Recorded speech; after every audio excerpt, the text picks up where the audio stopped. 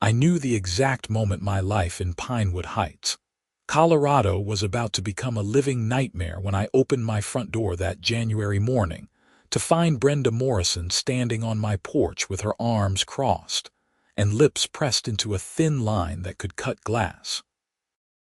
"Yates Kowalski, I need to have a serious discussion with you about your vehicle equipment," she announced before I could even process the fact that my HOA president was blocking my way to work at 6:30 in the morning. The wind whipped snow across her perfectly styled blonde bob as she stood there in her puffy white coat that probably cost more than my monthly mortgage payment. I blinked the sleep from my eyes and tightened my grip on my travel mug. "Brenda, it's barely dawn. What's this about?" "Those chains on your truck, the ones making all that noise every time you drive through the neighborhood." She pulled out her phone and showed me a screenshot of our HOA bylaws, zooming in on a section with her manicured finger. Section 12, paragraph 4, subsection B clearly states that excessive noise disturbances before 8 a.m. and after 9 p.m. are strictly prohibited. I stared at her, then at my truck in the driveway with its snow chains wrapped securely around the tires. We'd gotten 14 inches of snow in the past 2 days, with another storm rolling in tonight.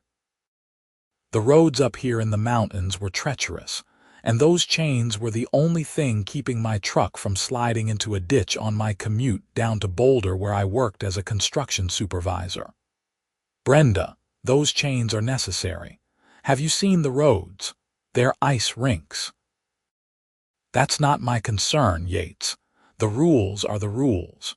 You're disturbing the peaceful enjoyment of the neighborhood with that clanking every morning." She lowered her phone and fixed me with that look that had apparently terrorized every homeowner in our development since she was elected HOA president 3 years ago. "I'm going to need you to remove them immediately."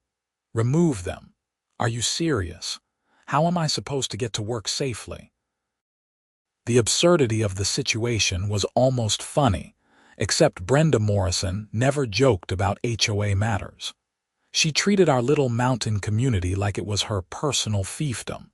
"There are alternatives. You could leave earlier when you're allowed to make noise. You could take a different route that doesn't go through the main neighborhood streets. You could purchase a quieter, all-wheel drive vehicle more suitable for our climate." She shrugged as if these were all perfectly reasonable solutions. "What you cannot do is continue violating our community standards." I felt my jaw tighten. "I'm not taking off my snow chains. They're a safety issue. Then I'll have no choice but to issue you a formal citation and fine. First offense is $200. Each subsequent offense doubles." She pulled out a pink slip from her coat pocket, already filled out with my address and the violation code. "Consider this your official warning. If I hear those chains tomorrow morning, the fines begin."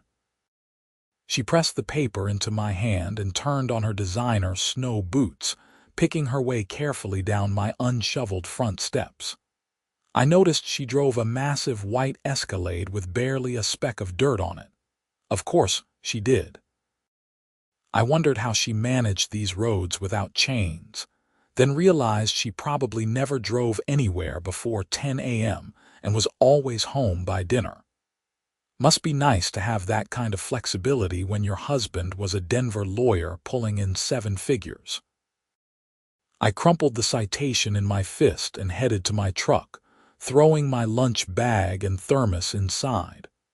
The chains clanked reassuringly as I backed out of the driveway. I'd lived in Colorado my entire life, 38 years of mountain winters, and I knew better than to mess around with road safety just because some HOA president had a stick up her backside about noise. The drive to work took 45 minutes down winding mountain roads that hadn't seen a plow yet. My chains bit into the ice and kept me steady while I passed 3 vehicles in ditches, including a sedan that looked like it had gone off the road within the last hour. Emergency crews were just arriving as I drove past. Yeah, I was definitely keeping my chains on.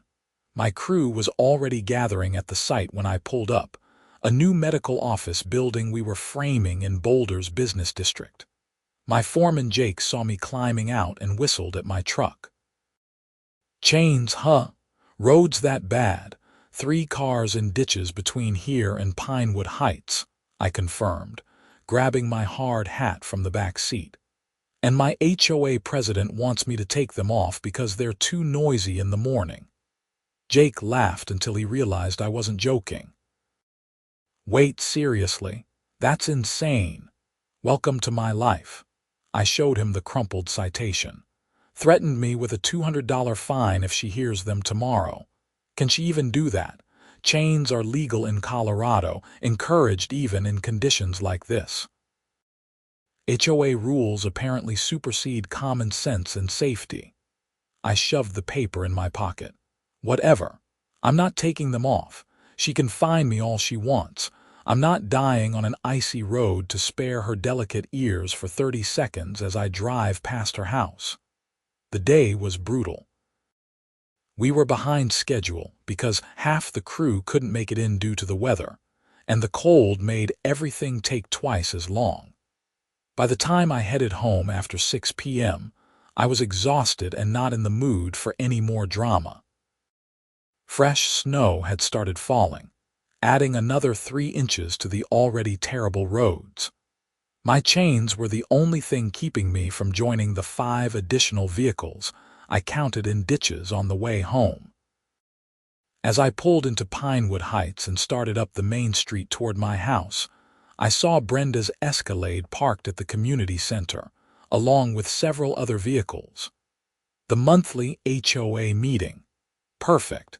At least she wouldn't be lurking around watching me pull into my driveway.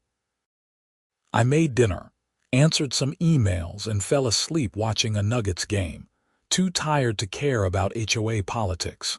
The next morning, I woke to my alarm at 5:30 and went through my usual routine. Coffee, shower, breakfast, pack lunch, and out the door by 6:20. My chains were right where I'd left them, securely fastened to my tires. I wasn't about to risk my life or my truck to satisfy Brenda's noise complaints. As I backed out of my driveway, I saw her, standing in her front window across the street and 2 houses down, watching. The moment my truck hit the street and the chains started their distinctive clanking against the pavement, she was out her front door in her bathrobe and slippers, phone in hand, recording me. I waved cheerfully as I drove past. Let her record all she wanted. I had 3 cars in ditches from yesterday as evidence for why those chains weren't coming off. Sure enough, when I got home that evening, there was an envelope taped to my front door. Inside was a formal citation for $200, along with a lovely letter explaining that I'd violated HOA noise ordinances and had 14 days to pay or face additional penalties, including potential liens against my property. $200 for having the audacity to drive safely to work. I tossed the citation on my kitchen counter and cracked open a beer, staring at it while I heated up leftover pizza. This was going to get ugly, I could tell. Brenda Morrison wasn't the type to back down, and neither was I when it came to my safety. The following morning, same thing. Chains on, Brenda watching from her window, driving past her house to get to the main road. That evening, another citation for $400. She was actually following through on the doubling fine structure. By the end of the week, I had 5 citations totaling $3,100 in fines. The last citation came with an additional letter informing me that if I didn't comply within 7 days, the HOA would begin legal proceedings to place a lien on my property and potentially force a sale to recover the money owed plus legal fees. I sat at my kitchen table that Friday night, staring at the pile of pink and white papers, and felt something snap inside me.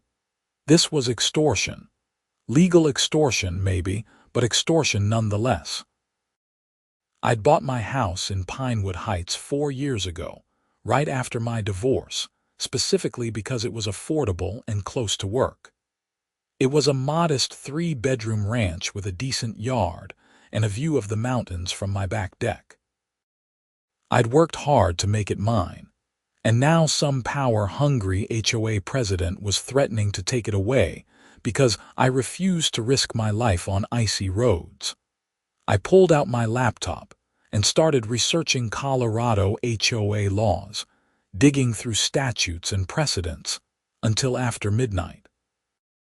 What I found was both encouraging and frustrating.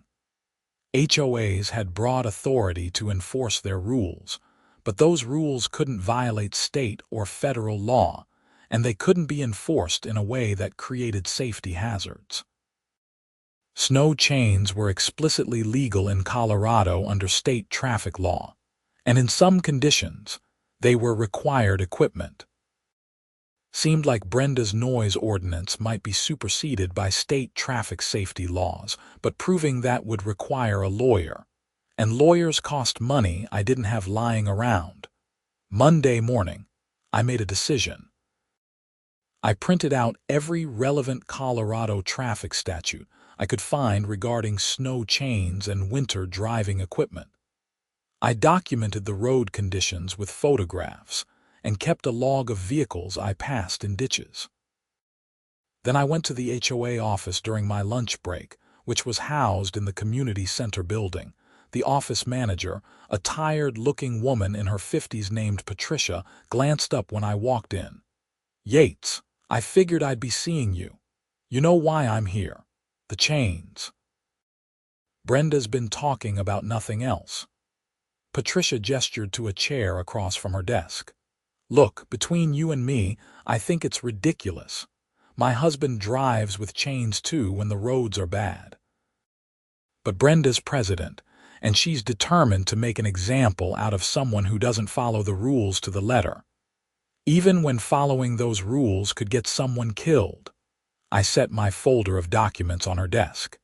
"State law explicitly permits snow chains. Traffic safety supersedes noise ordinances." Patricia flipped through the papers I'd brought, her expression growing more uncomfortable. "This is above my pay grade, Yates. You need to appeal to the board directly. There's a meeting next Thursday at 7 p.m. You can present your case then." "Will it matter?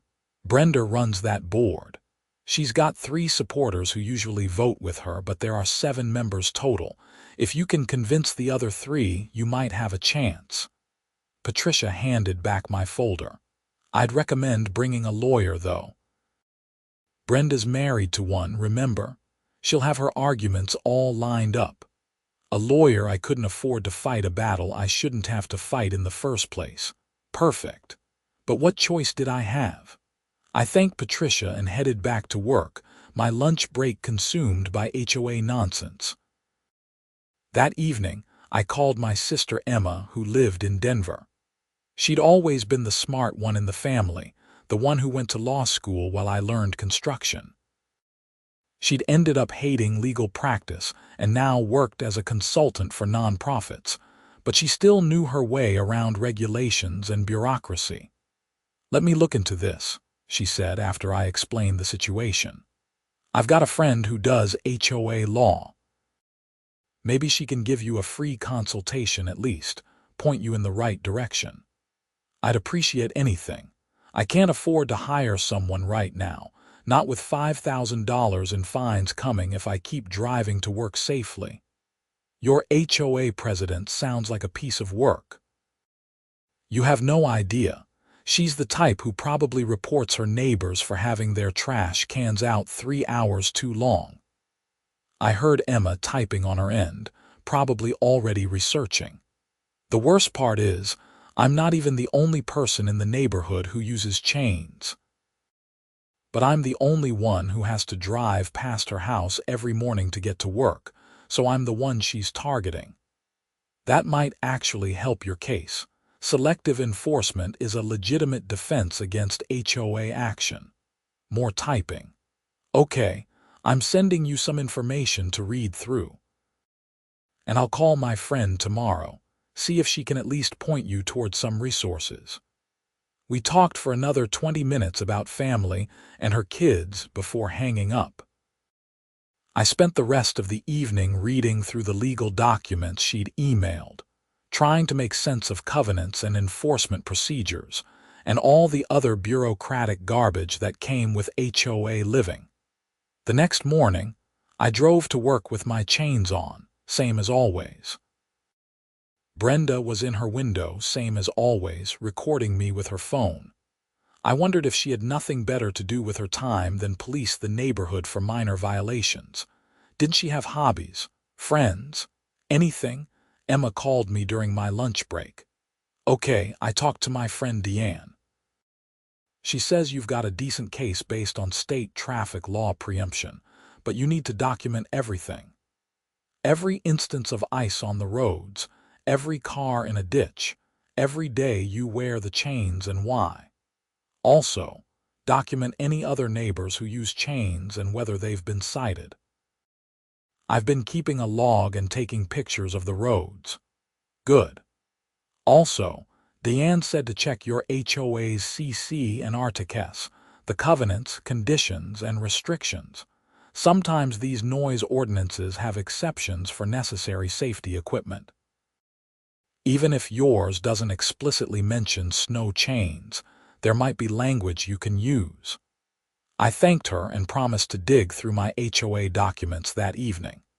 When I'd bought the house, I'd been given a massive binder full of rules and regulations that I'd barely skimmed. Time to actually read the fine print. That night, I ordered Chinese takeout and settled in with the world's most boring reading material. Page after page of regulations about fence heights and paint colors and lawn maintenance. The noise ordinance Brenda had cited was indeed in there, Section 12, Paragraph 4, Subsection B. Excessive noise before 8 a.m. and after 9 p.m. was prohibited, with violations subject to fines at the board's discretion. But Section 12, Paragraph 4, Subsection D was interesting. It stated that necessary safety and maintenance activities were exempt from noise restrictions, including emergency repairs, snow removal, and other weather-related necessities. I grabbed a highlighter and marked that passage.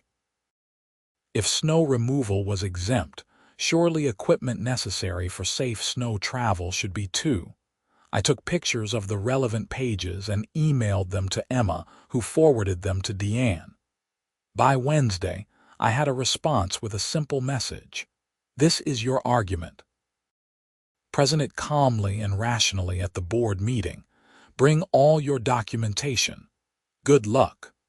Thursday rolled around, and I left work early to make it to the 7 p.m. HOA meeting.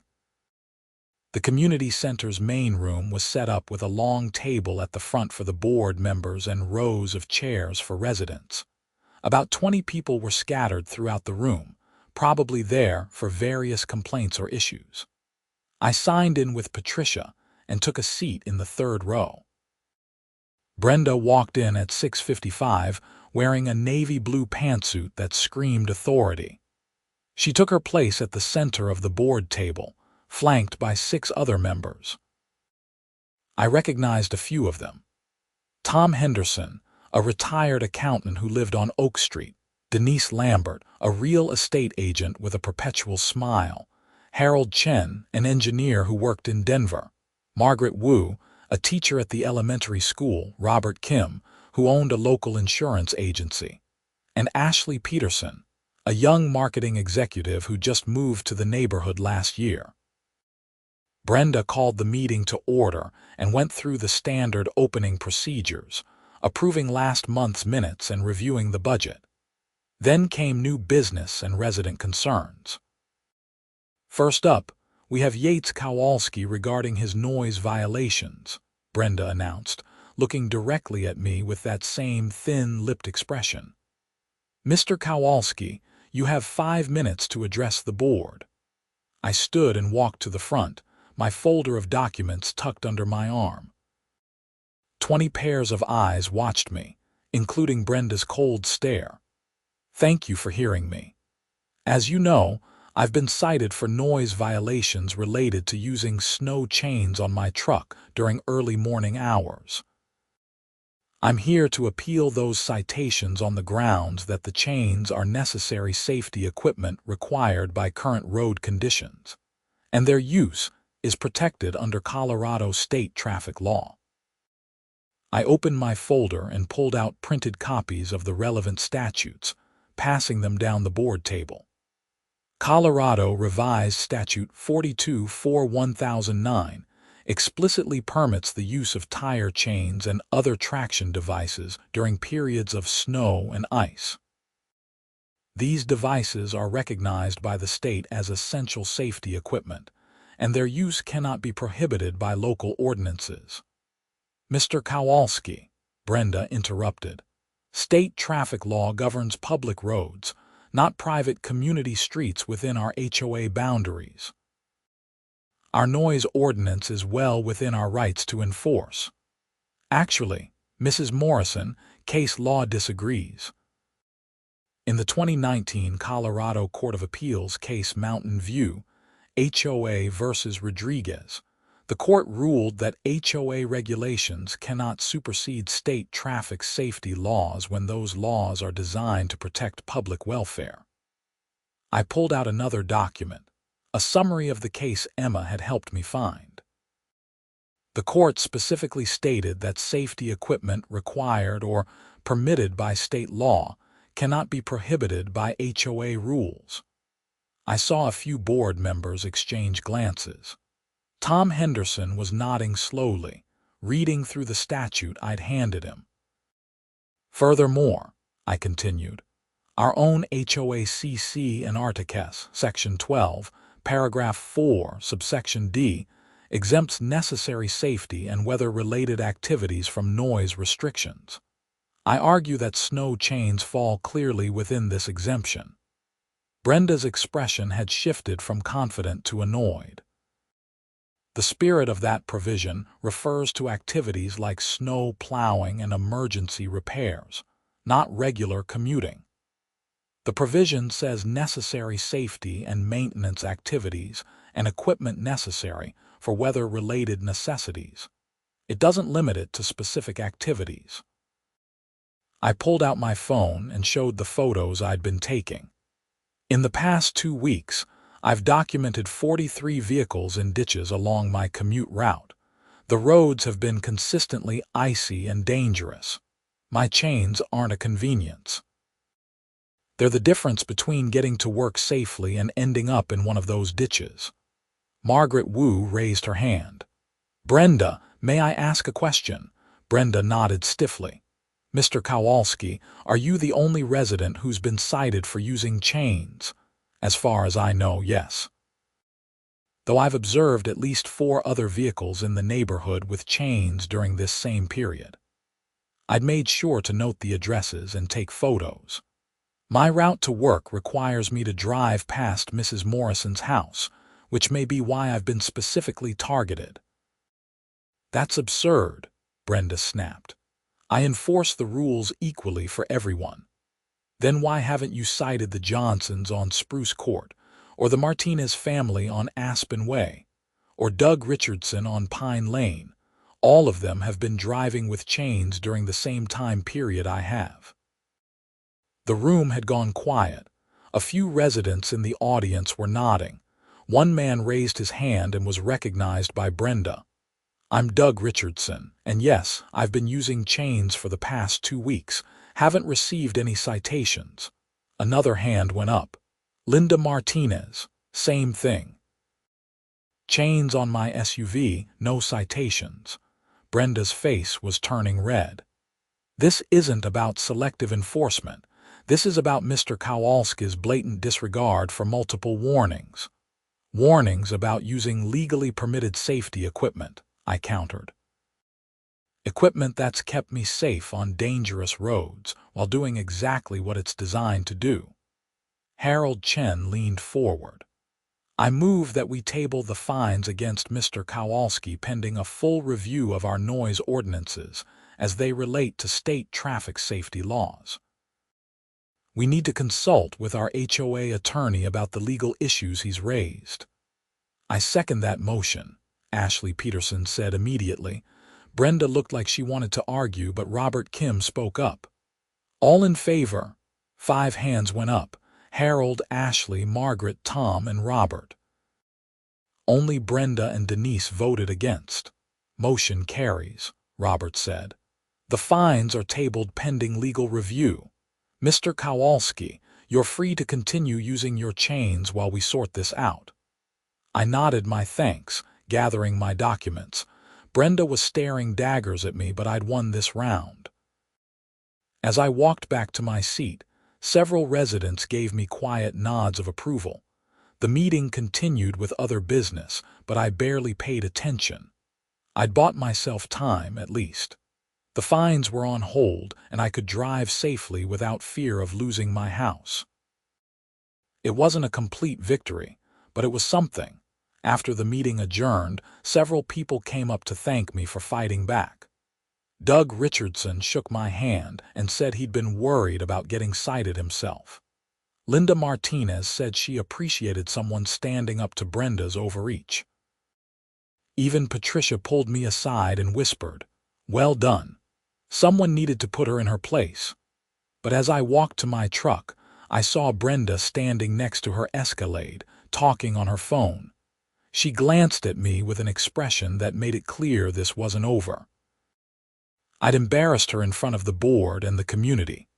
Women like Brenda Morrison didn't forget things like that. I drove home, chains clanking in the quiet night, and tried to enjoy my small victory. The roads were still icy. The snow was still falling. And winter in Colorado was far from over. The next morning, I woke up to discover that Brenda had found a new way to make my life difficult. When I went out to my truck at 6:20, ready for my commute, I found an orange parking citation tucked under my wiper blade. Not from the HOA this time. From the Pinewood Heights Police Department. The citation claimed I'd parked on the street overnight in violation of winter parking restrictions. I stared at my truck, sitting squarely in my own driveway, exactly where it had been for the past 4 years. There was no way this was a legitimate ticket. I called the police department's non-emergency number and was transferred to the traffic division. The officer I spoke with pulled up the citation and sounded confused. "Sir, this ticket was called in by a resident at 6:05 this morning claiming your vehicle was blocking the street and creating a hazard. But the reporting party's address shows them across the street and down 2 houses from you. Let me guess. 847 Pinewood Drive. Brenda Morrison." A pause. "I can't confirm the reporting party's identity, but the citation should be voided if your vehicle wasn't actually in violation. Can you send us photos showing your truck's position in your driveway?" I took several pictures from different angles, clearly showing my truck in my driveway with several feet of clearance from the street. I emailed them to the traffic division, and the officer assured me the citation would be dismissed. But Brenda wasn't done. Over the next week, I received 3 more false parking citations, 2 noise complaints from anonymous residents about my truck idling in the morning while I warmed it up, and a warning from the code enforcement officer about the height of my lawn, which was currently buried under 10 inches of snow. Every single complaint traced back to calls made from Brenda's address or phone number. She was harassing me through official channels, abusing the system to make my life as difficult as possible. I documented everything. Every false citation, every baseless complaint, every instance of her using municipal resources to wage her personal vendetta. Emma helped me file a formal harassment complaint with the HOA board, citing Brenda's pattern of retaliation after I'd successfully challenged her authority. The board scheduled an emergency meeting to address the complaint. This time, the atmosphere was tense from the moment I walked in. Brenda sat at the board table with her arms crossed, her expression defiant. The other 6 board members looked uncomfortable. Harold Chen took the lead this time, walking through each incident I documented. "Mrs. Morrison, did you file these parking citations against Mr. Kowalski?" I reported violations I observed. "Yes, that's my duty as HOA president. His truck was in his driveway in every instance." The police dismissed all 4 citations as unfounded. "I made mistakes in judgment about the property line. That's not harassment." "What about the noise complaints? The code enforcement calls about his lawn during winter." Harold's voice was calm but firm. "There's a pattern here of targeting one resident after he successfully challenged your authority." Brenda stood up abruptly. "I will not sit here and be accused of misconduct by someone who's been flagrantly violating community standards. Yates Kowalski has shown nothing but contempt for the rules of this HOA, and if the rest of you can't see that, perhaps you're not fit to serve on this board." "Brenda, sit down." Margaret Wu's teacher voice cut through the tension. "We're trying to address a serious concern about your conduct as president." "My conduct has been nothing but professional and in service to this community." But Brenda sat back down, her jaw tight. Robert Kim spoke up. "I move that we issue a formal censure against the HOA president for abuse of office and harassment of a resident. Additionally, I move that we require board approval for any future enforcement actions against Mr. Kowalski to prevent further retaliation." "Seconded," Tom Henderson said immediately. The vote was 6-1, with only Denise Lambert abstaining. Brenda was outnumbered, censured, and furious. As the meeting adjourned, she stormed out without speaking to anyone. I thought that would be the end of it. I was wrong. 2 days later, I came home from work to find my mailbox had been knocked over, the post bent and broken. The mailbox itself was dented and lying in the snow. It could have been an accident, some kid with a baseball bat, but given everything else, I had my suspicions. I set up a security camera the next day, a simple wireless model aimed at my driveway and mailbox. If Brenda or anyone else wanted to mess with my property, they'd be on video. The camera paid for itself within 48 hours. At 2 in the morning, a white Escalade rolled slowly past my house. The driver's side window was down, and I watched as someone threw something at my front door. The vehicle sped up and disappeared down the street. When I checked the footage in the morning, I could clearly see the Escalade's license plate. Brenda's vehicle. What she'd thrown was a bag of dog waste that had splattered across my front door and steps. I was done playing nice. I downloaded the footage, burned it to a thumb drive, and took it straight to the Pinewood Heights police station before work. The officer at the desk watched the video and shook his head. "That's vandalism and possibly harassment. We'll send an officer to talk to the vehicle's owner." "It's my HOA president. She's been targeting me for months." The officer looked up from his computer. "You're the guy with all the false parking citations, aren't you? From Morrison?" "That's me." "Yeah, we flagged her in our system after the 4th call. Dispatch has been noting every complaint she makes now." He copied the footage from my thumb drive. "We'll follow up on this. You might want to consider filing for a restraining order if this continues." I went to work feeling slightly better, but mostly exhausted. This whole situation had consumed hours of my time and caused constant stress for weeks. All because I'd refused to take off my snow chains. That evening, a police officer came to my door to let me know they'd spoken with Brenda Morrison. She denied throwing anything at my house and claimed her vehicle had been stolen that night, though she hadn't reported it stolen until after the officer showed up. The story didn't hold up and she'd been issued a citation for criminal mischief. "She's not happy," the officer warned me. "People like her, when they get cornered, they sometimes escalate. Keep your camera running and call us if anything else happens." "Will do. Thanks for following up." "No problem. And for what it's worth, my wife and I use snow chains too when the roads are bad.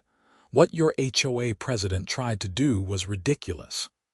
I appreciated the validation, even though it didn't change the fact that I now had to watch my back in my own neighborhood. The next HOA board meeting was scheduled for the following Thursday. I debated whether to attend, but Emma convinced me I should, if only to show I wasn't intimidated. The meeting room was more crowded than usual. Apparently word had spread about the drama, and people were curious. Brenda walked in 5 minutes late, which was unusual for her. She looked tired, her makeup not quite as perfect as usual, her outfit more casual. The criminal citation had clearly rattled her. The meeting started normally enough, but when it came time for board reports, Harold Chen dropped a bomb. "I've been contacted by several residents over the past week expressing concerns about the current HOA leadership. Given recent events, including the formal censure of our president and the criminal charges filed against her for vandalism, I believe it's time we discuss a vote of no confidence." The room went silent. Brenda's head snapped up. "That's completely out of order. You can't just call for my removal without proper procedure. Actually, according to our bylaws, any board member can motion for a leadership vote at any regular meeting. The motion requires a second and a majority vote of the full board." Harold looked around the table. "I motion for a vote of no confidence in Brenda Morrison as HOA president." "Seconded," Margaret Wu said. "This is a witch hunt." Brenda's voice was shaking now with anger or fear, I couldn't tell. "I've served this community for 3 years. I've maintained property values, enforced standards, and kept this neighborhood safe and beautiful. You've also harassed residents, filed false police reports, and vandalized private property," Tom Henderson said quietly. "Whatever good you've done has been overshadowed by your abuse of power." The vote was called, 6 in favor, 1 against. Brenda Morrison was no longer HOA president. She stood up slowly, gathering her papers with shaking hands. "You're all making a huge mistake. This neighborhood will fall apart without proper leadership." She looked directly at me. "And you, Yates, you've destroyed everything I built here just because you couldn't follow simple rules." "I followed state law and common sense," I replied calmly. "You're the one who couldn't accept that your authority had limits." She left without another word, and the board moved on to elect Tom Henderson as interim president until the next official election cycle. The rest of the meeting was almost boring in comparison. Afterward, several residents came up to thank me again. One older woman named Helen, who lived on my street, said, "We've all been afraid of her for years. She once threatened to fine me for having the wrong shade of white on my front door trim. Thank you for standing up to her." I drove home that night feeling like maybe, finally, this nightmare was ending. The roads were still icy. My chains were still clanking. But Brenda Morrison was no longer in a position to punish me for prioritizing safety over her arbitrary rules. The weekend passed quietly. No vandalism, no harassment, no drama. I actually relaxed for the first time in weeks, watching basketball and clearing snow from my driveway. Monday morning, I headed to work as usual. As I drove past Brenda's house, I noticed her Escalade wasn't in the driveway. The house looked dark.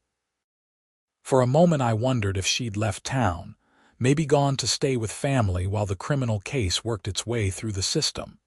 At work, Jake asked how the HOA situation was going.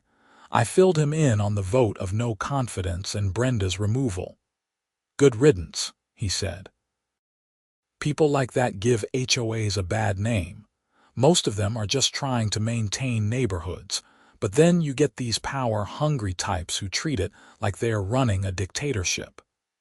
Yeah, well, hopefully the new president will be more reasonable. I pulled on my work gloves and grabbed my tools. Now I just have to deal with whatever legal fallout comes from her criminal citation. You think she'll try to sue you or something? Wouldn't surprise me.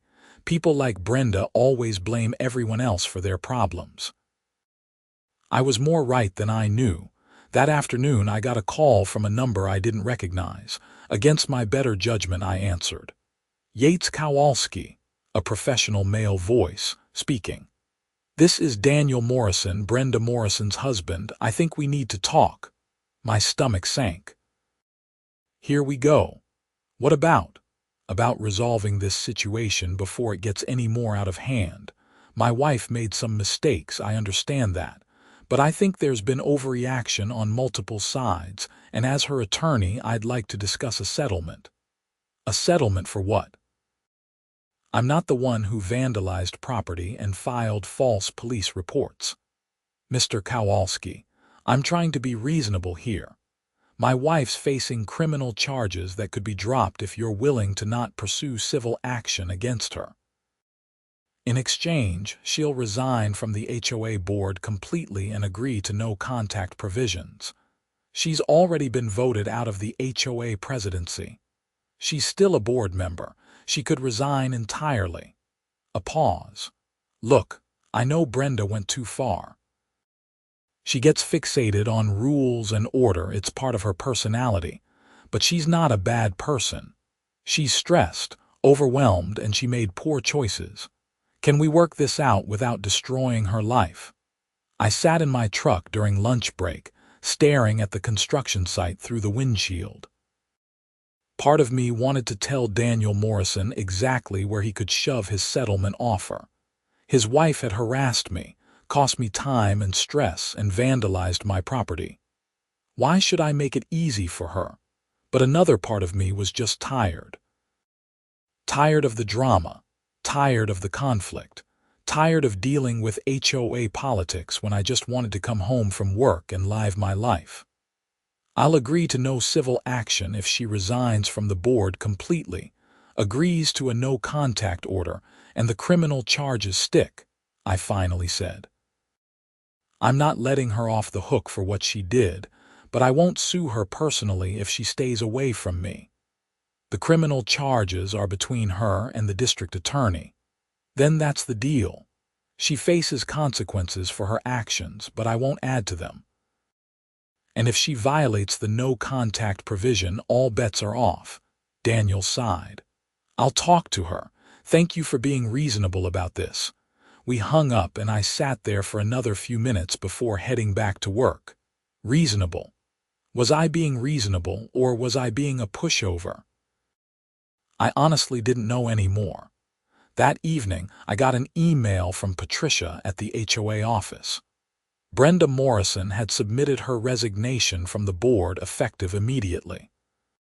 She'd also sent a formal letter to the board requesting they rescind all fines and citations issued against me related to the snow chain incident. Tom Henderson had approved the request, and my record with the HOA was now clear.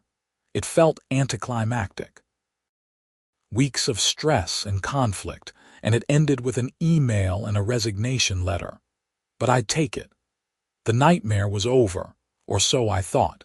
3 days later, on Thursday evening, I was home making dinner when I heard shouting outside.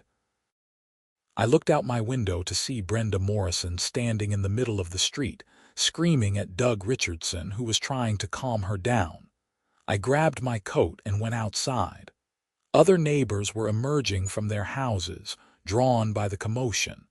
You all turned against me. Brenda was screaming, her face red and tear-streaked. I spent 3 years making this neighborhood perfect, and you stabbed me in the back. Brenda, you need to go home, Doug said firmly but gently. You're not helping yourself here. Go home. To what? My husband thinks I'm a failure. My friends won't return my calls. I've been humiliated in front of everyone. She turned and saw me standing on my porch. And you destroyed everything.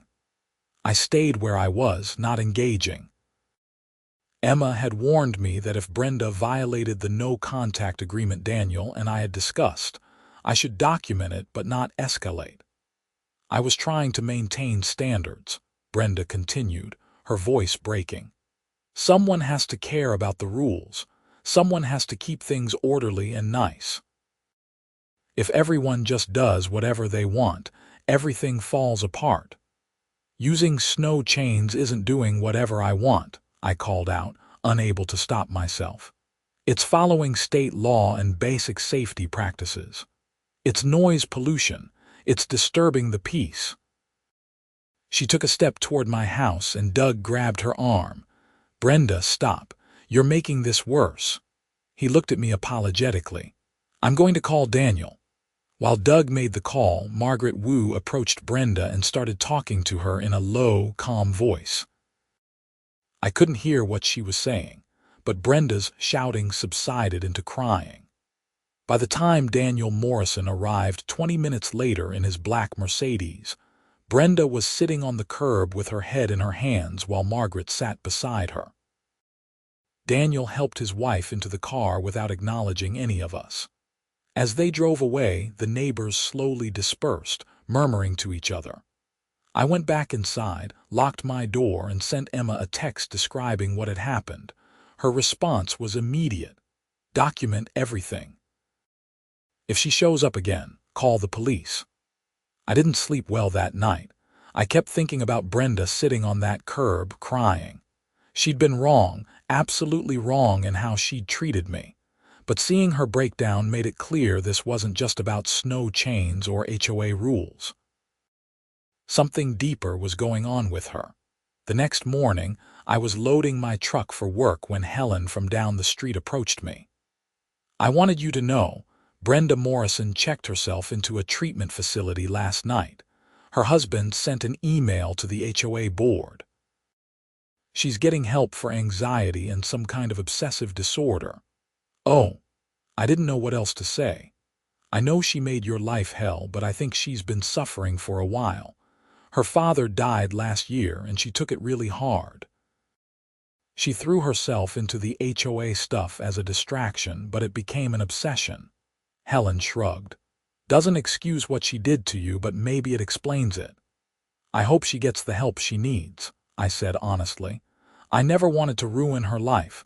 I just wanted to drive safely to work. You did the right thing standing up to her. Sometimes people need to hit bottom before they accept they need help. Helen patted my arm and headed back to her house. I drove to work with my chains on, same as always. The roads were still dangerous. The snow was still falling. But the weight I'd been carrying for weeks felt lighter. Over the next month, life in Pinewood Heights slowly returned to normal. The HOA board appointed Ashley Peterson as the new permanent president. Her first act was to revise the noise ordinance to explicitly exempt necessary safety equipment, including snow chains, snow removal equipment, and emergency vehicle operations. The new rule passed unanimously. I never saw Brenda Morrison again. Daniel sold their house in March and moved the family to Denver, closer to his law office and whatever treatment center Brenda was working with. The new owners were a young couple with a baby who introduced themselves on moving day and seemed nice enough. The criminal mischief charges against Brenda were eventually dropped as part of a plea agreement that included counseling, community service, and restitution for the damage to my mailbox. I didn't fight it. The point had been made. By the time April rolled around and the snow finally melted, I'd taken my chains off and stored them in the garage for next winter. The roads were clear, the weather was warming, and life was good. I was sitting on my back deck one Saturday afternoon in early May, beer in hand, watching the mountains turn green again when Emma called. "How's life in HOA paradise?" she asked. "Quiet. Boring. Exactly how I like it. I took a sip of my beer. Ashley's doing a good job as president. No more insane enforcement of minor violations. She's actually focused on real issues like getting the potholes in the parking lot fixed and organizing a neighborhood cleanup day. See, not all HOA board members are power-hungry control freaks, just the memorable ones. I watched a hawk circle overhead. Thanks for all your help, by the way. I couldn't have fought this without your legal research and support. That's what sisters are for. Plus, it was kind of fun getting back into legal stuff without actually having to practice law. She paused. You know, I read an article about HOA disputes last week. They're getting more common as more developments are built with mandatory HOA membership. People buying houses without realizing what they're signing up for. Yeah, well, I definitely read my HOA documents more carefully now. Learn anything from this whole experience? I thought about it for a moment, watching the mountains and sipping my beer. That sometimes standing up for what's right means dealing with conflict. That rules without common sense are just tools for petty tyrants. And that snow chains are always worth the noise if they keep you safe. Emma laughed. Profound wisdom from my contractor brother. Hey, I contain multitudes. We talked for a while longer about family and her kids and summer plans.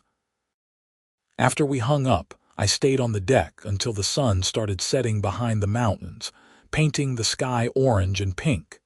The next morning, Sunday, I was cleaning out my garage when Doug Richardson stopped by with a 6-pack of beer. Peace offering, he said. For everything that happened this winter. I should have backed you up earlier when Brenda first started her campaign against you.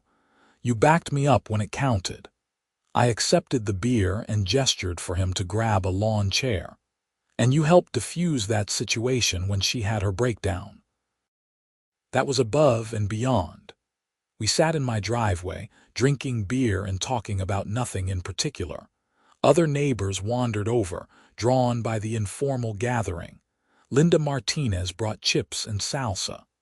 Tom Henderson showed up with stories about his time in accounting. Before long, we had an impromptu block party happening in front of my house. This was what an HOA should foster, I thought. Community. Neighbors actually knowing each other and enjoying each other's company. Not militant enforcement of arbitrary rules or power trips by petty tyrants.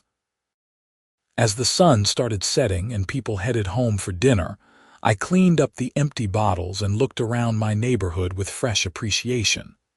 Pinewood Heights wasn't perfect, but it was home. And now that the drama was over, I could actually enjoy it. Monday morning, I drove to work without chains for the first time in months.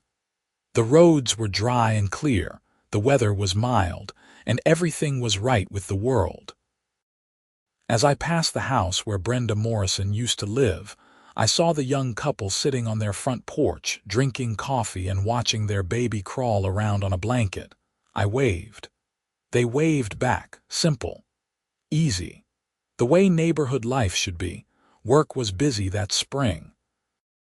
We finished the medical building in Boulder and started on a new project, a mixed-use development in Longmont.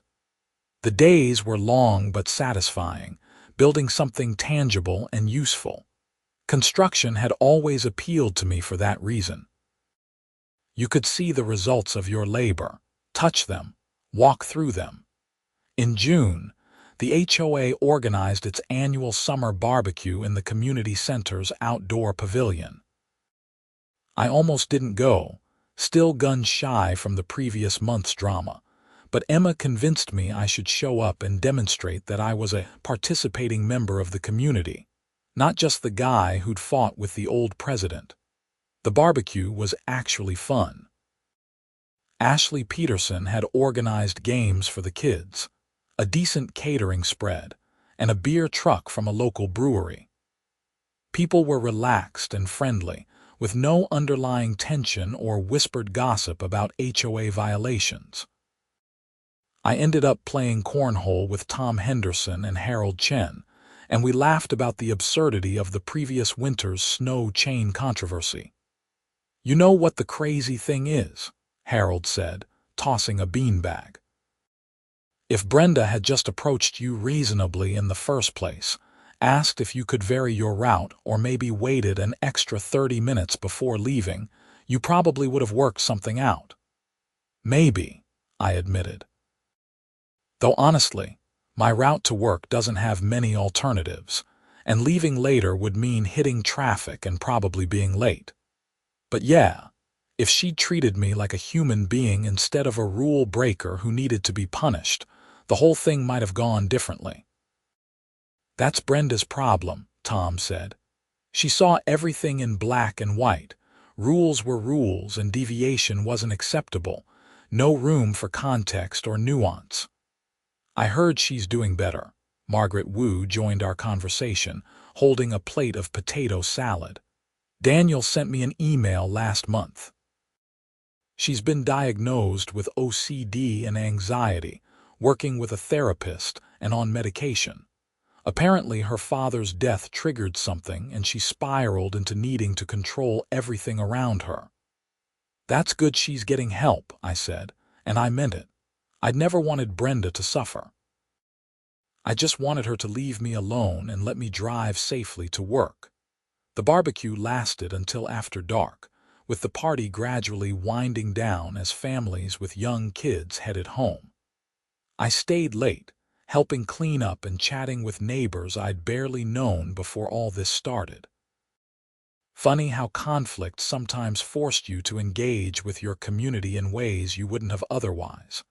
As I walked home that night, full of good food and local beer, I felt genuinely content. The snow chain saga had been stressful and frustrating, but it had also connected me with neighbors who'd become friends. And it had demonstrated that standing up for what's right, even against someone with institutional power, was possible if you were persistent and had the facts on your side. July came and went in a blur of work and weekend hikes in the mountains. Colorado summer was short and needed to be savored. I took full advantage, exploring trails I'd been meaning to check out for years, and finally feeling like I was living my life instead of just surviving HOA drama. In August, I got a letter in the mail from Brenda Morrison. Inside was a handwritten note from Brenda. "Dear Yates," it read in neat cursive handwriting. "I want to apologize for my behavior last winter. I was dealing with grief and mental health issues that I didn't recognize or address, and I took out my need for control on you unfairly. You were right to stand up for yourself, and I was wrong to target you.